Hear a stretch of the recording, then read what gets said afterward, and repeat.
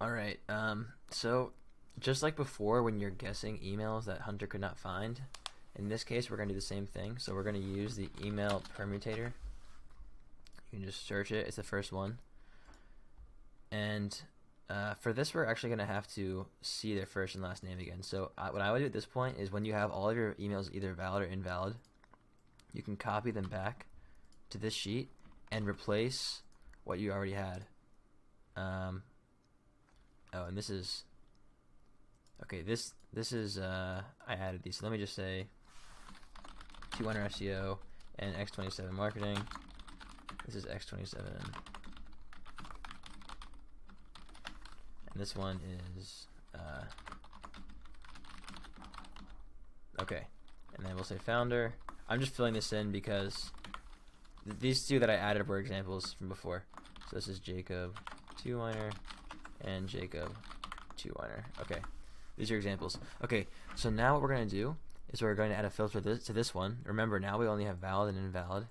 So we're going to add a filter, and we're only going to show the invalids, and we're going to use email permutator. So let's use Greg as an example. So we've got Greg, house year, and then we have the domain.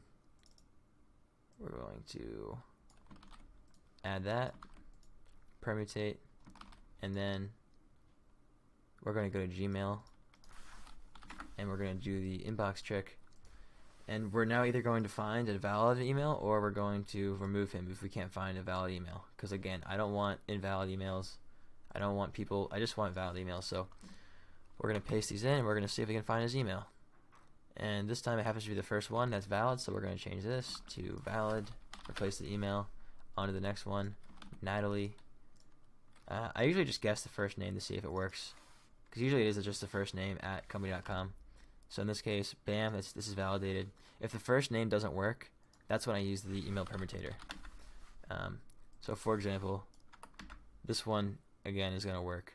At least it should. I'm not sure what's going on here actually. This is my email, so I have my profile picture popping up here, so it's good. Oh, I think the reason why it's not working is because I'm on the same email.